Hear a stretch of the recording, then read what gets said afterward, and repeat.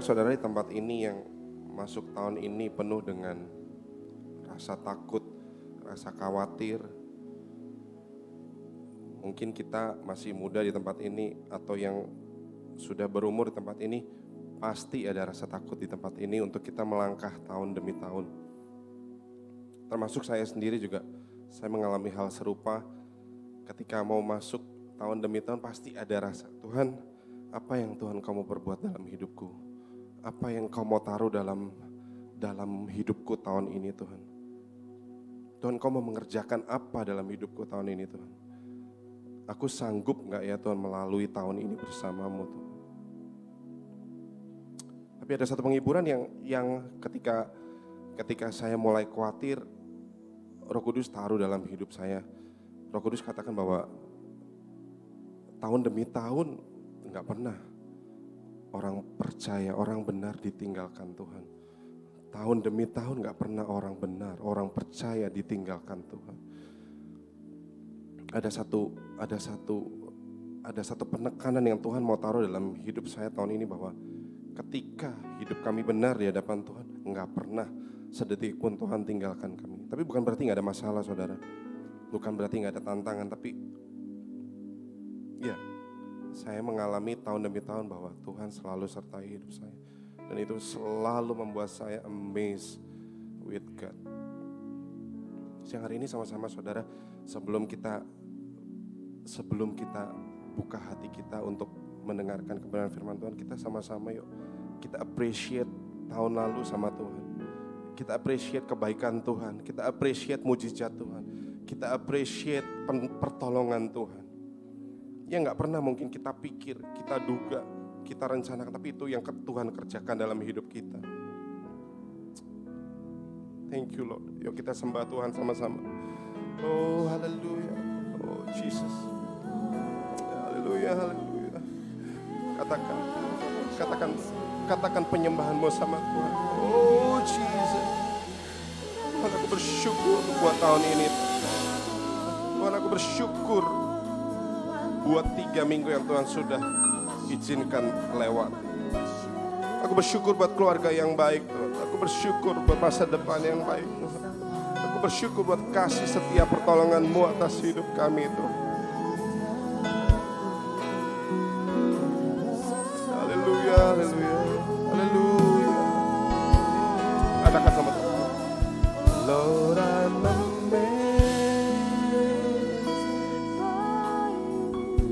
Thank you, Lord, I'm amazed. Kami kagum akan Engkau. Kami kagum akan pemeliharaan-Mu, Tuhan. Kami kagum akan cinta-Mu atas kami, Tuhan. How you loves me. Katakan, Lord, I'm amazed by you. Lord, I'm amazed by you. Lord, I'm amazed by you. How you love me.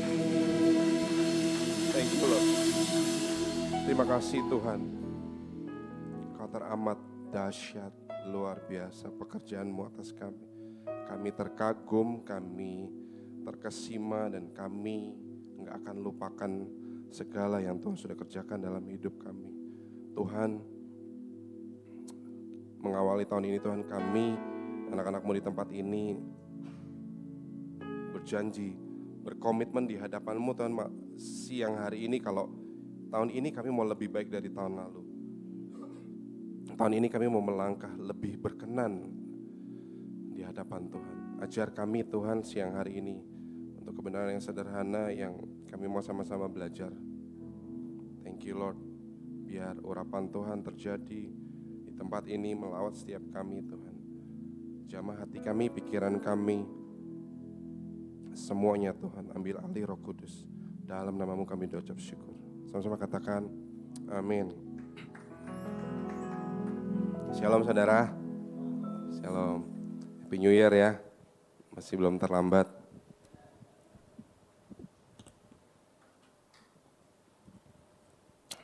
Terima kasih buat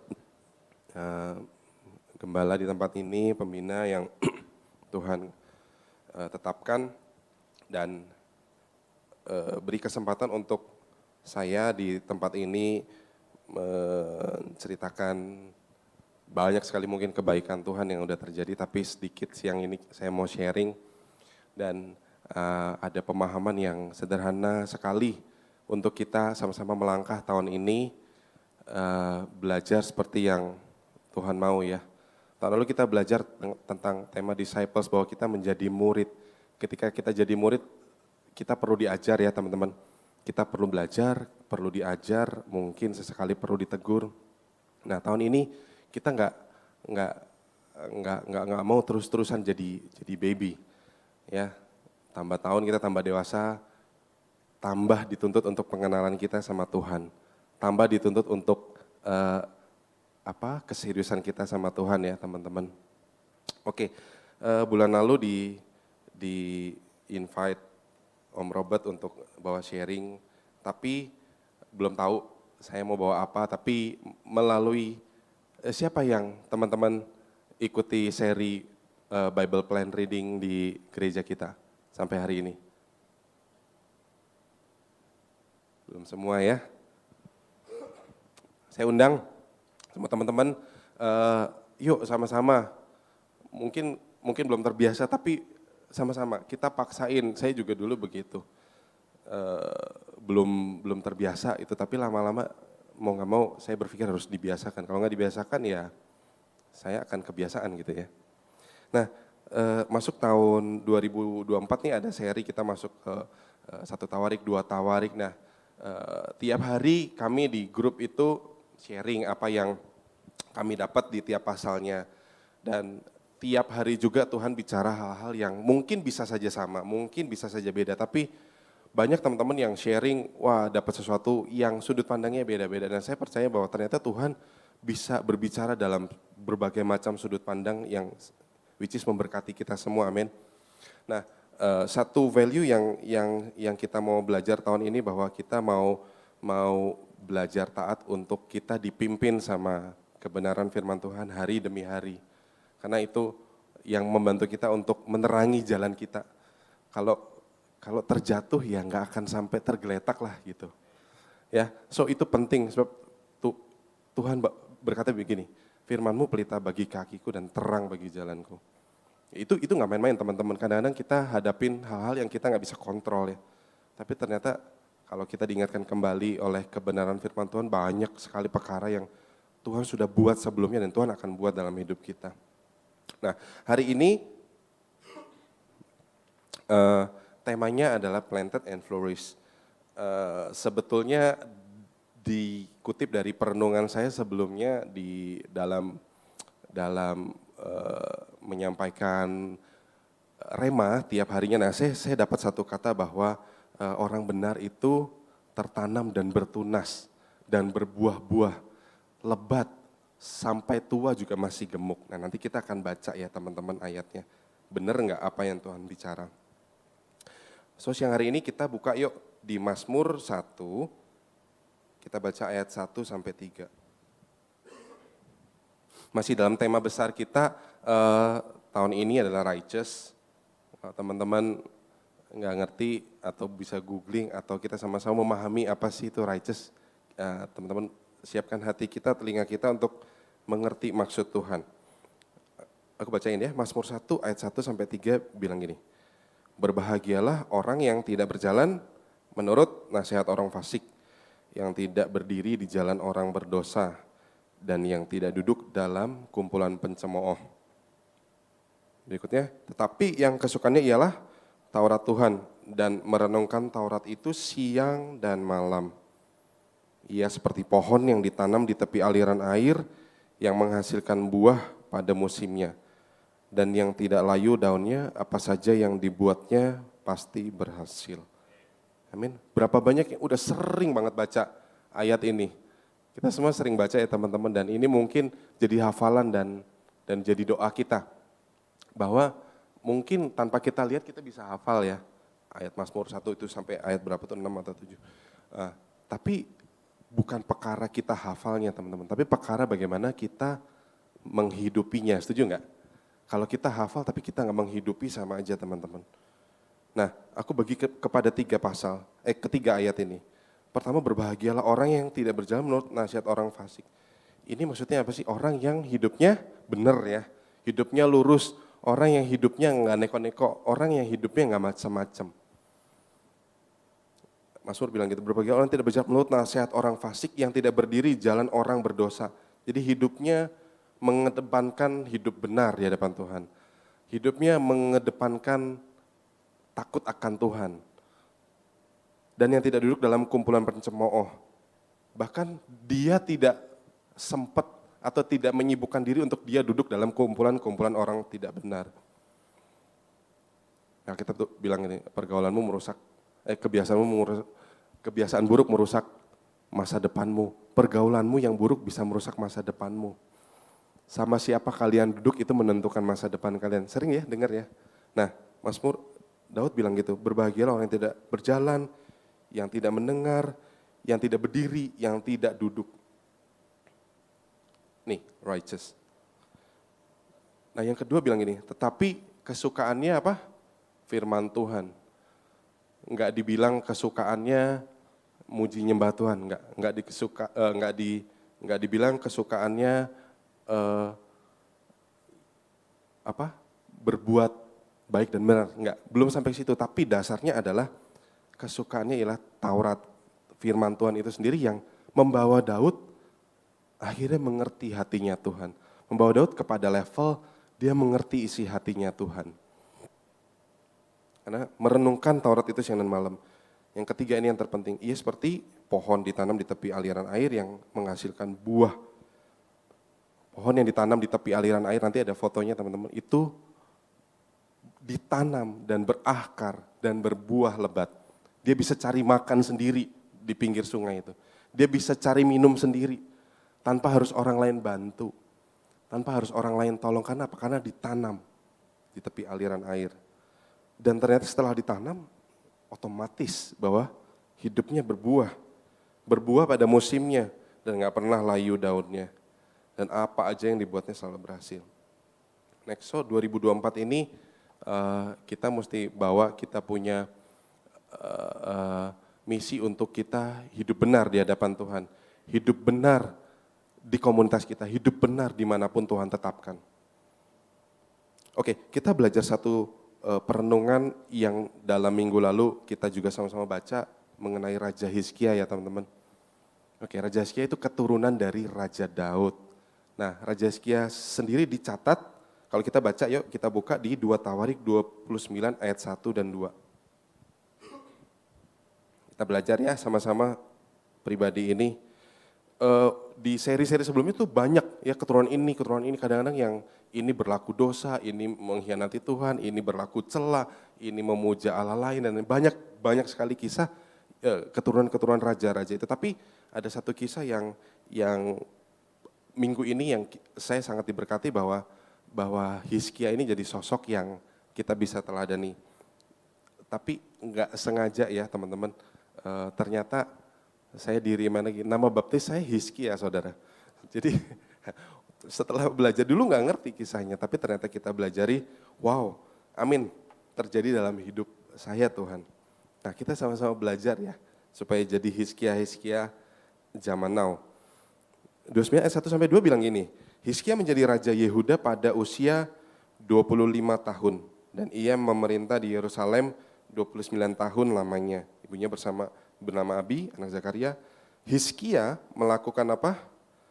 Hal yang menyenangkan hati Tuhan, seperti Raja Daud leluhurnya. Oh, dia udah lompat beberapa generasi saudara. Tapi Hizkia tetap mewariskan DNA-nya Daud. Setuju ya? Bahkan dicatat Hizkia melakukan yang menyenangkan hati Tuhan seperti Raja Daud. Ke generasi sebelumnya bahwa Raja Daud dicatat menyenangkan hati Tuhan. Raja Daud menjadi kesukaannya Tuhan. Raja Daud menjadi hidupnya berkesan buat Tuhan. Benar nggak? Mau dibuktikan? Yuk kita buka yuk. Kisah Para Rasul 13 ayat 22 teman-teman. Nah ini kisah leluhurnya. Tuhan katakan gini, Allah mengangkat pula Daud menjadi raja mereka. Dan inilah yang dikatakan Allah tentang Daud. Aku sudah mendapati Daud anak Isai itu seorang yang menyenangkan hatiku. Ialah orang yang akan melaksanakan kemauanku. Jarang saudara, Tuhan yang pencipta langit, alam semesta semuanya sampai bilang, aku udah ketemu orang yang tahu kemauanku. Aku udah ketemu nih orang yang tahu isi hatiku. Aku udah ketemu nih orang yang menyenangkan hatiku. Daud sudah tahu nggak sebelumnya? Nggak tahu saudara. Tapi ternyata Daud memahami isi Tuhan hari demi hari. Yang tidak duduk dalam kumpulan pencemooh. Yang merenungkan Taurat Tuhan siang dan malam. Daud menjadi seperti pohon yang ditanam di tepi aliran air. So apa yang Daud tuai setelah sekian generasi berjalan teman-teman. Loncat lagi ya. Di 2 Tawarik 31 ayat 20 sampai 21 gitu. Di BIMK ya. 2 Tawarik 31 ayat 20 sampai 21 bilang gini. Di seluruh Yehuda, Raja Hizkia menjalankan keadilan, berlaku jujur dan menyenangkan hati Tuhan Allahnya. Ia berhasil karena segala yang dibuatnya untuk rumah Tuhan atau menaati hukum-hukum Tuhan dijalankan dengan sepenuh hati dan dengan cintanya kepada Tuhan Allahnya. Ya, dicatat dalam 2 Tawarik 31 ini nih, menaati hukum Tuhan dengan cinta yang penuh kepada Tuhannya. Belajar dari mana dia? Belajar dari leluhurnya saudara. Mungkin dalam generasi sebelum-sebelumnya ada juga yang tidak menaati hukum-hukum Tuhan. Tapi pas jatuh di dalam satu generasi, yaitu generasi Hizkia, hidupnya berubah dan hidupnya tetap mengadopsi apa yang Tuhan kerjakan dalam hidup Daud, saudara.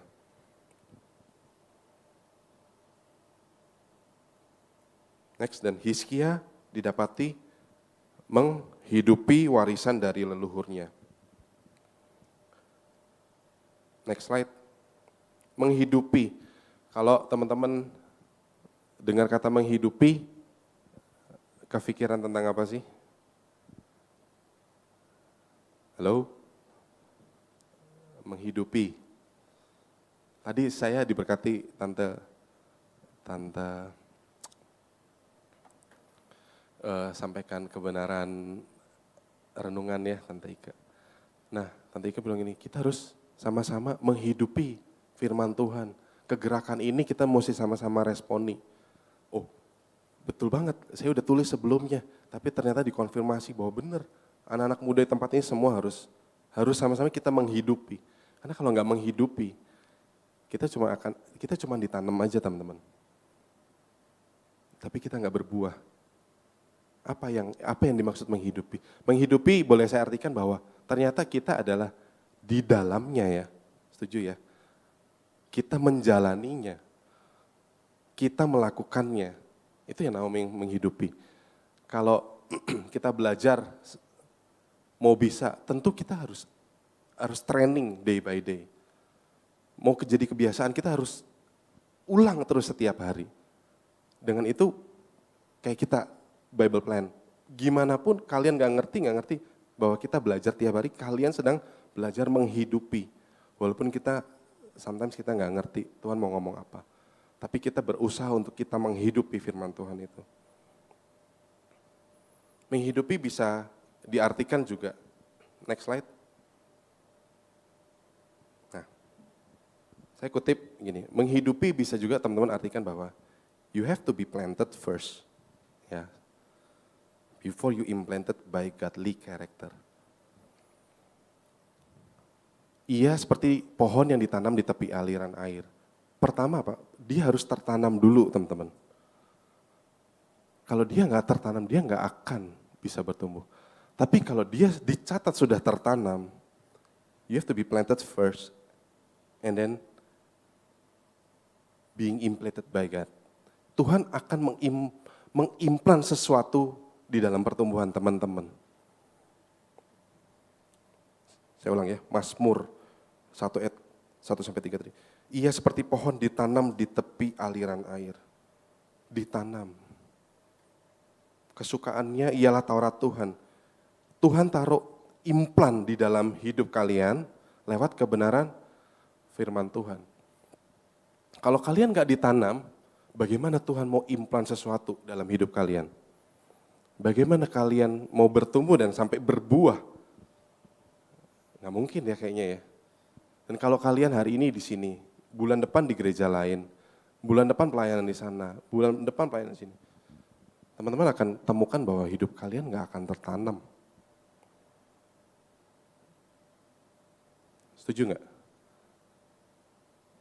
Betul ditanam, tapi temporer dan kalian nggak akan berbuah. Sesuatu yang mau berbuah, sesuatu yang mau besar itu harus ditanam terlebih dahulu, kemudian diimplan sama Tuhan. Tahunan, mau jadi pohon yang besar, mau jadi pohon berbuah itu butuh tahunan teman-teman. Dia harus cari makan di tempat dia ditanam, dia harus menyerap semua apa yang dia miliki, resources yang dia miliki di dalam tanah yang dia ditanam sama Tuhan. Dia bisa menyerap semua sari-sari makanan yang ada di areanya dia. Dia bisa menyerap semua apa yang Tuhan taruh, atau mungkin sekarang lewat gembala kita, mungkin lewat pembina kita. Tuhan taruh itu semua, Tuhan fasilitasi semua. Tuhan mengimplan lewat gembala kita, Tuhan mengimplan lewat pembina kita, mungkin lewat ketua komsel kalian, lewat siapapun yang Tuhan bisa berbicara lewat hidup kalian. Tapi problemnya adalah enggak semua dari kita tertanam guys. Ternyata ada dua yang membedakan pertumbuhan tanaman. Ada yang ditanam di dalam pot, bisa berbuah.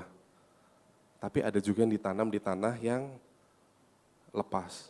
Dan dia akan besar, menjadi besar, menjadi besar.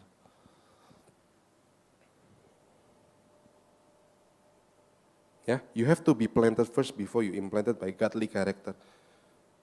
Apa sih godly character? Ya ini.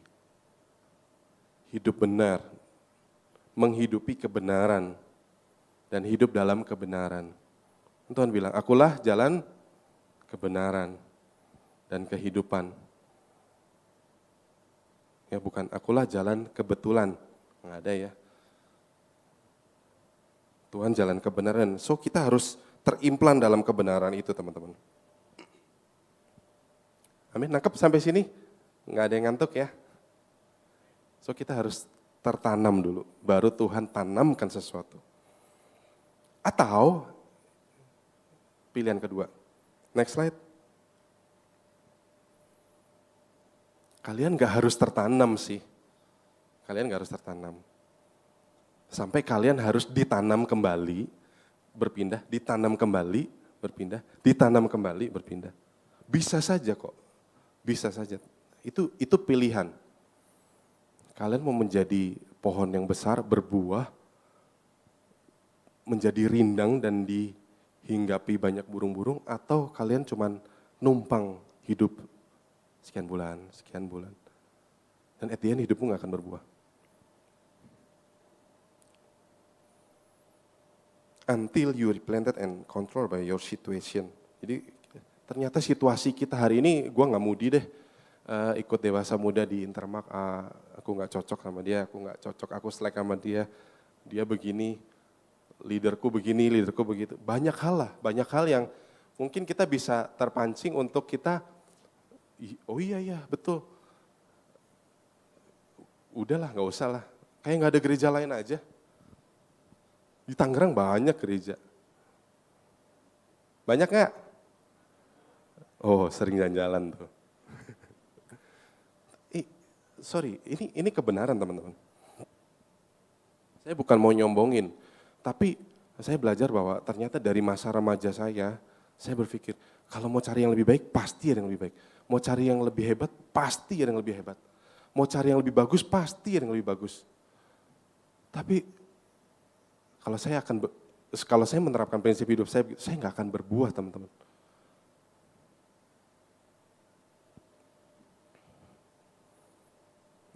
Dan dikatakan, and you found your life always repeated. Diulang terus. hidup kalian di reset terus. Kalian kalau main komputer ya, ngehang, seret, reset aja, selesai perkara. Loading lagi. Tapi kerjaan hilang semua bro. Kerjaan gak ke save. Nyebelin kan? Sama kayak Tuhan. Kalau motivasi kalian cuma ditanam sekali, di reset, ada orang lain yang benci kalian, orang lain melukai kalian, orang lain menyakiti kalian, di reset lagi, pindah lagi. Ada orang lain menyakiti kalian, kalian gak diberkati, kalian kecewa, di reset lagi. Gitu aja terus. Sekarang kepala 2, kepala 3, besok kepala 4, kepala 5. Terus aja begitu. Bahwa ternyata kalian dapati hidup kalian di replan terus.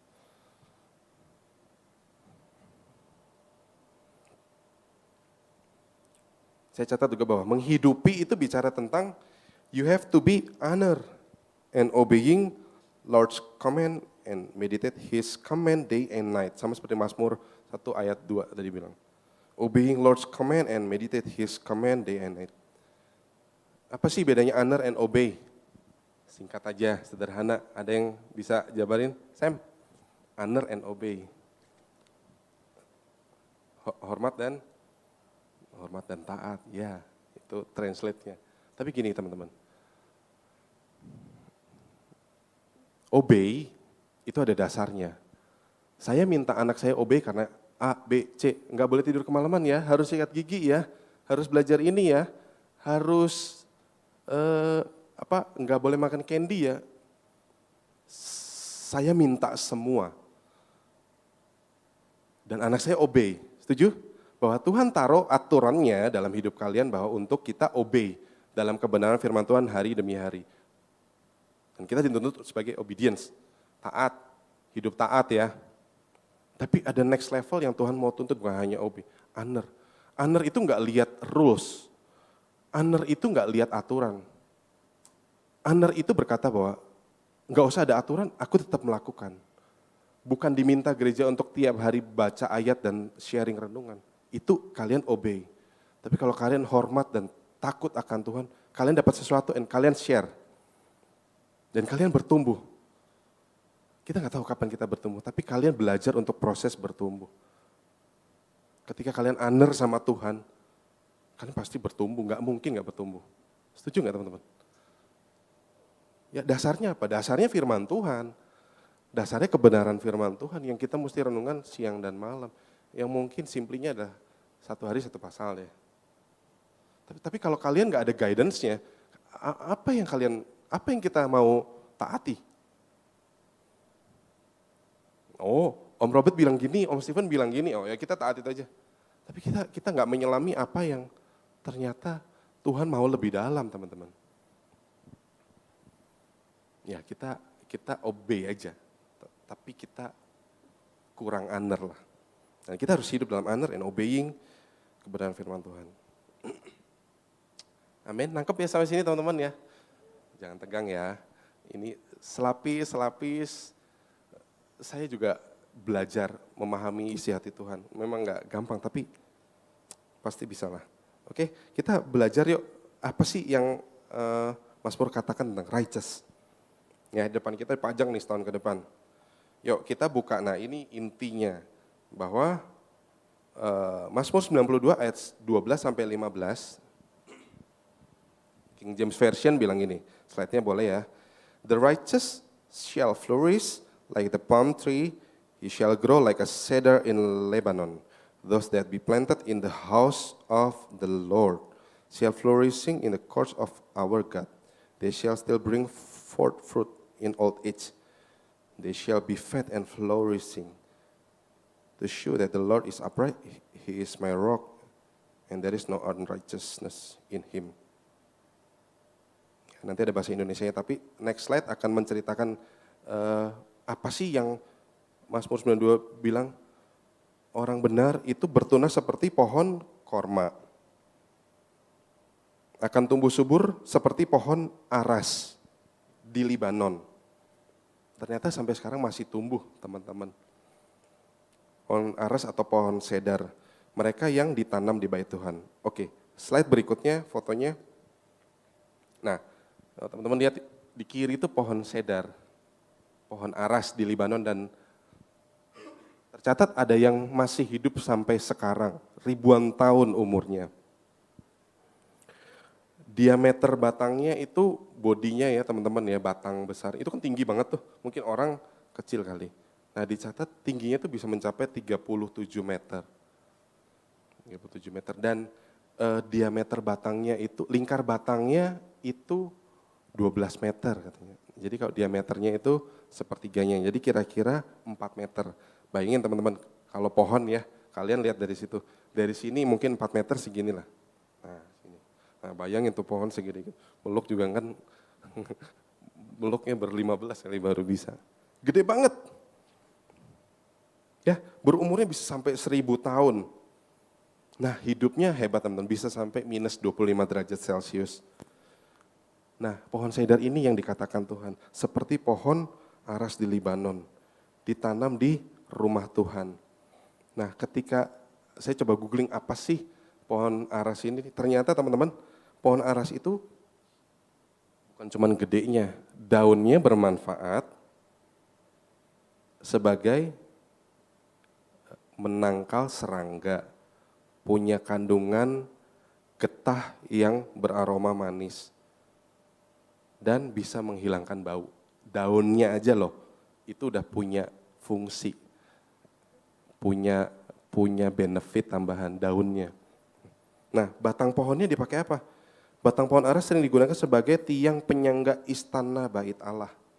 Dicatat ternyata Raja Salomo membangun istananya dengan banyak menggunakan pohon aras yang berasal dari Libanon. Hebat ya, gila, segede gitu. Nggak salah dipakai bikin tiangnya bait Allah. Tapi Tuhan catat orang benar tuh kayak pohon ini, kira-kira. Udah besar, banyak manfaatnya. Siapa yang nggak mau kita disebut seperti pohon aras di Libanon? Saya mau loh. Ternyata hidup saya segitu dipakai Tuhan. Hidup teman-teman segitu dipakai Tuhan. Dan pohon cedar ini ternyata ada di ikon benderanya Libanon, teman-teman.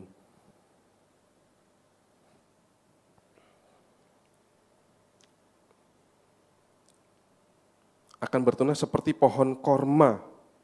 Pada masa tua pun masih berbuah dan menjadi gemuk dan segar. Coba yang tadi foto, nah yang sebelah kanan itu pohon kurma teman-teman. Di Timur Tengah tuh jadi pohonnya menjulang dan buahnya banyak, gantung-gantung gitu. Dan itu yang mesti manjat dipetik-petikin, terus didusin gitu ya kalau mau lebaran tuh banyak. Nah itu pohon korma. Manis banget ya kalau teman-teman pernah coba. Nah tapi ini Tuhan katakan hidupnya terus berbuah, terus berbuah, terus berbuah. Setiap kali berbuah dipetik, buah dipetik. Orang banyak bisa makan, bisa dijual, bisa dikasih-kasih orang. Sebegitu powerfulnya janji Tuhan mengambil contoh ciptaan yang lain ya teman-teman. Mau gak sih hidup kita jadi fruitful? Amin, saya mau loh teman-teman. Tapi ada syaratnya. Nah, kita udah belajar ya selapis demi selapis. Dan dikatakan masih berbuah menjadi gemuk dan segar pada masa tuanya. Jadi om tante semuanya yang ada umur masa tua kita sama-sama berbuah menjadi gemuk dan segar. Amin. Nah, menghidupi, tadi kita underline ya kata-kata menghidupi. Menghidupi itu ternyata Tuhan tuntut dalam hidup kita adalah slide-nya berikutnya. You have to fruitful and flourish and God makes you succeed in everything you do. Ini yang Mazmur tadi katakan di awal. Jadi konsepnya begini teman, ketika teman-teman ditanam, ditancepin, kalian harus cari makan ya, setuju ya? Harus bertumbuh daily. Tuhan akan nyiremin tiap hari. Tapi kalian harus makan. Tapi kalau disiramin tapi kalian gak makan, kalian busuk lama-lama. Ya, ditanam, konsepnya nih ya, ditanam, kalian makan sebanyak-banyaknya, kalian jadi besar, kalian bertumbuh, kita semua bertumbuh, kita semua berbuah. Ini yang Tuhan minta. The righteous is harus planted and flourish. Kalau kalian hanya ditanam bagus dan kalian cuma dipindah-pindah, kalian nggak akan berbuah, teman-teman. Amin ya, nangkep ya sampai sini poinnya teman-teman ya. Oke, saya mulai menyelami dalam perenungan kemarin itu ternyata DNA menyenangkan hati Tuhan itu turun-temurun sampai ke generasi demi generasi. Ya, Hizkia kan sudah lompat beberapa generasi dan ternyata generasi Hizkia menghidupi DNA-nya leluhurnya, yaitu mencintai Tuhan, menyenangkan Tuhan dan hidup dalam kebenaran. So, saya bisa simpulkan bahwa living in the righteous brings legacy into our life. Siapa yang mau, tadi ya seperti pohon cedar, pohon kurma, semua mau ya, setuju ya. Tapi siapa yang mau mewariskan itu sampai ke generasi, ke generasi, ke generasi. Saya mau loh. Saya nggak mau berhenti tahun ini aja. Oke, kalau saya bisa berbuah tahun ini, tapi saya nggak mau berhenti tahun ini aja. Saya mau ketika anak-anak saya generasi berikut-berikutnya, cucu, cicit, dan lain-lain, terus ke bawah. Dia menghidupi DNA yang saya hidupi hari ini. Bahwa saya menyenangkan hati Tuhan, saya didapati berkenan di hadapan Tuhan. Kalau saya nggak hidup dalam kebenaran, bagaimana saya mewarisi ke bawah-bawahnya? Mustahil teman-teman. Ketika Daud nggak memulai itu sama Tuhan dan nggak dikenal sebagai kesukaannya Tuhan, mungkin generasi-generasi berikutnya nggak akan banyak belajar dari hidup leluhurnya. So aku bisa katakan bahwa hidup dalam kebenaran itu bahwa kita sendiri belajar, bertumbuh, berbuah, dan kita mewariskan sama generasi berikutnya. Oke, kenapa sebegitu powerfulnya Tuhan memandang Daud dan mengimplan DNA-nya Daud terhadap cintanya Tuhan ke dalam hidup Hizkia. Yuk kita baca dalam 2 Raja-Raja 20 ayat 5-6.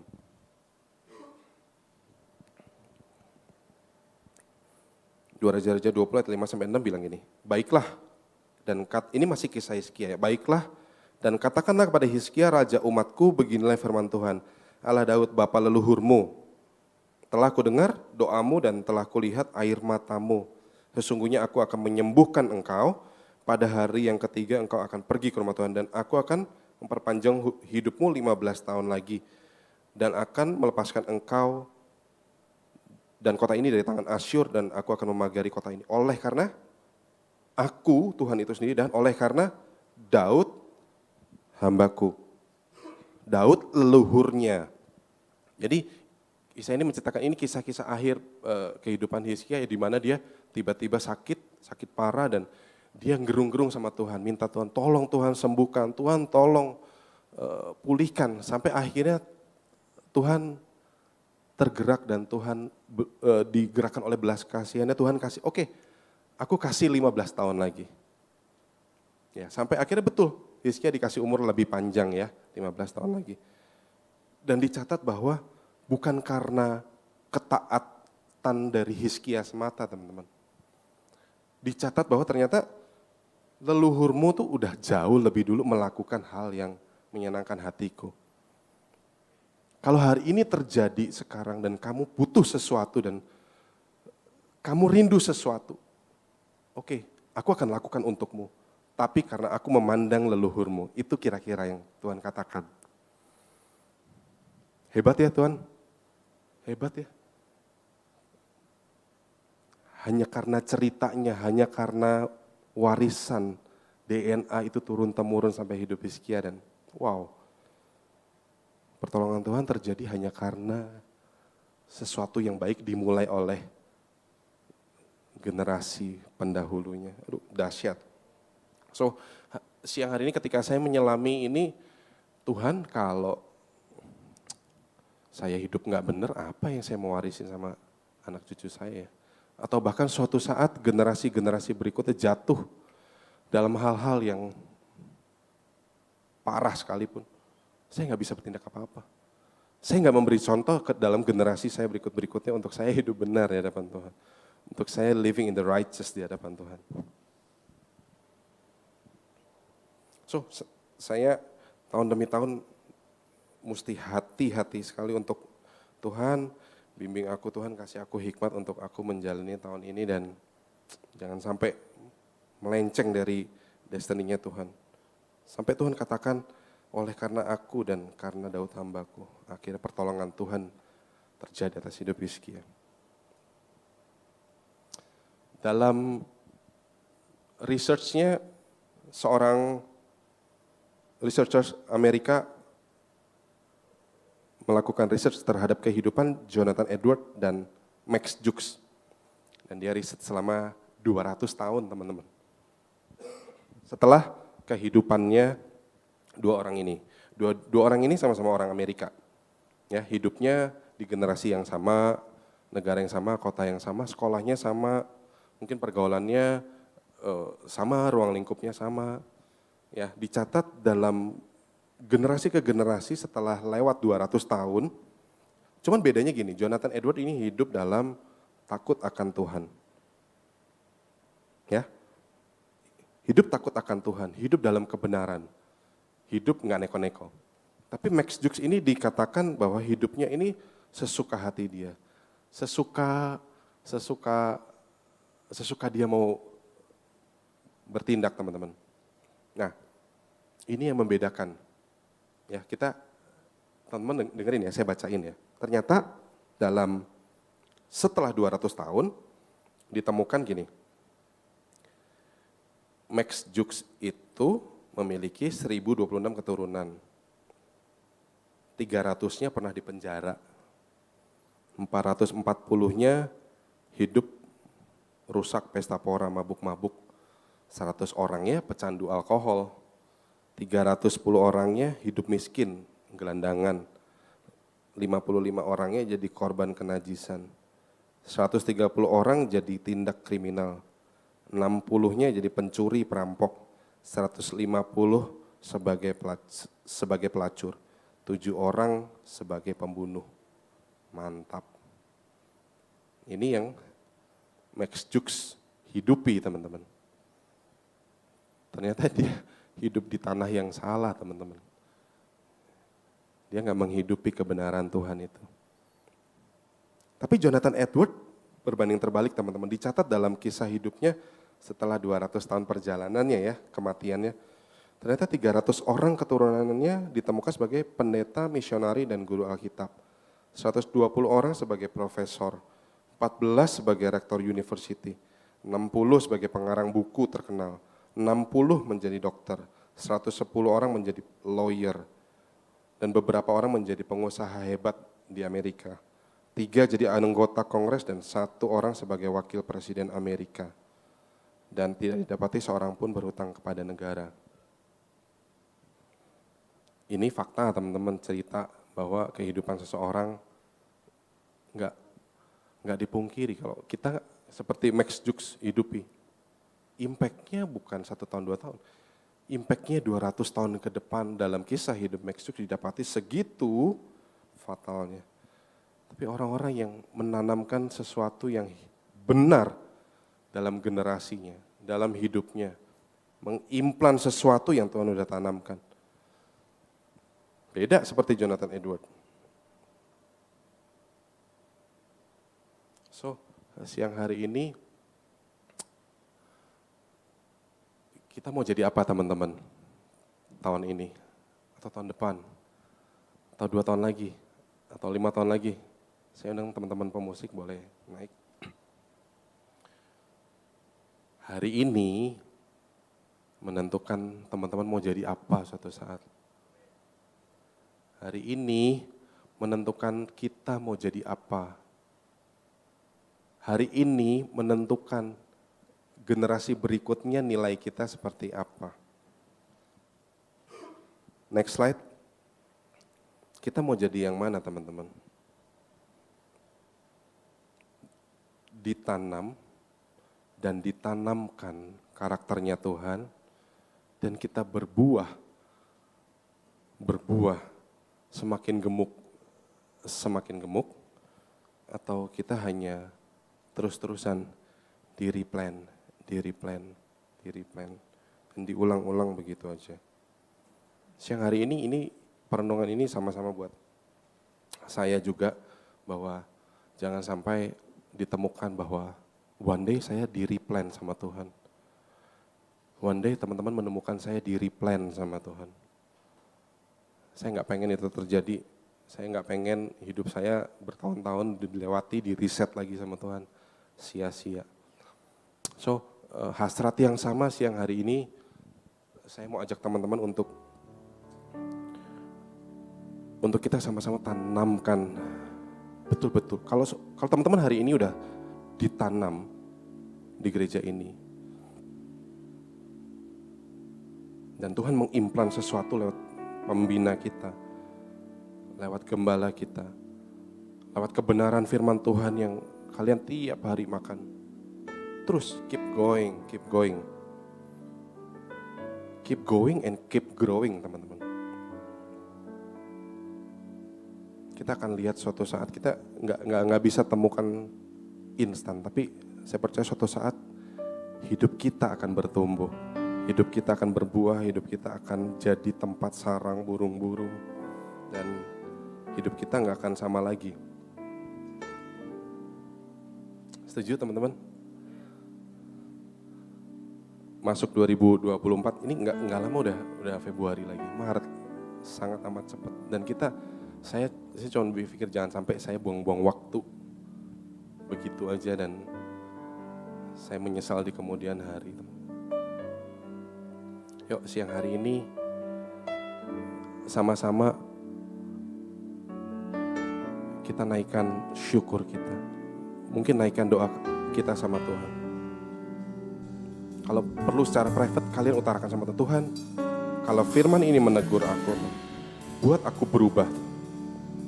Kalau firman ini mendewasakan aku, buat aku seperti yang kau mau. Dan kalau firman ini menegur aku saat ini, buat aku menjadi pewaris DNA-nya Engkau, Tuhan.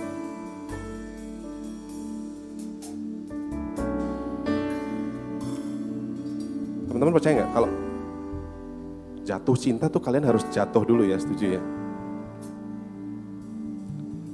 Gak ada tiba-tiba cinta, mungkin saya sama istri saya gak mungkin tiba-tiba saya cinta itu. Saya jatuh cinta dulu ya. Kalau kalian gak pernah, kita semua pejamkan mata kita ya. Kalau kita gak pernah jatuh, ngerasain yang namanya cinta, kita gak akan tahu meaningnya cinta itu sendiri ya teman-teman. Itu yang terjadi sama saya teman-teman. Nah suruh baca firman susah banget. Suruh baca firman berat banget. Apa yang mau bagiin apa? Kadang-kadang ada hal-hal seperti itu terjadi dalam hidup saya. Tapi seperti gembala bilang, terus memamah biak, terus aja memamah biak terus. Sampai suatu saat kalian temukan bahwa kalian menjadi gemuk dan tambun dalam kebenaran firman Tuhan. So siang hari ini saya ajak teman-teman untuk sama-sama sampaikan sama Tuhan apa yang jadi doa kalian. I love the King and the King loves me. I love the King and the King loves me. I love the King and the King loves me. How you love me. Tuhan udah terlebih dahulu cinta sama kita teman-teman. I love the King and the King loves me. I love the King and the King loves me. I love the King and the King loves me. How you love me. How wide, how deep.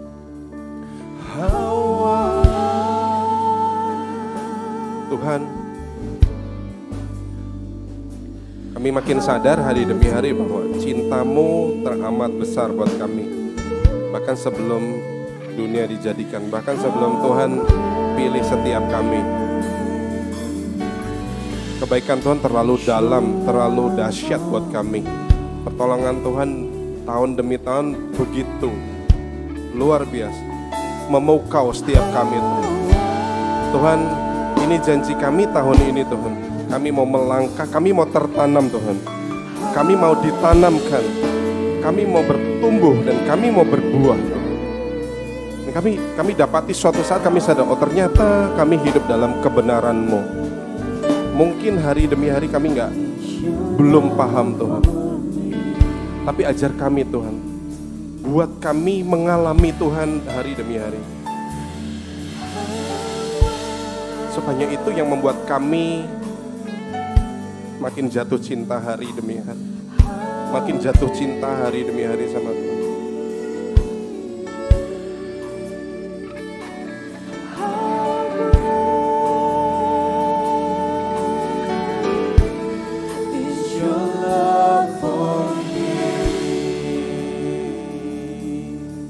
Katakan sama Tuhan, kita terkagum. I'm amazed.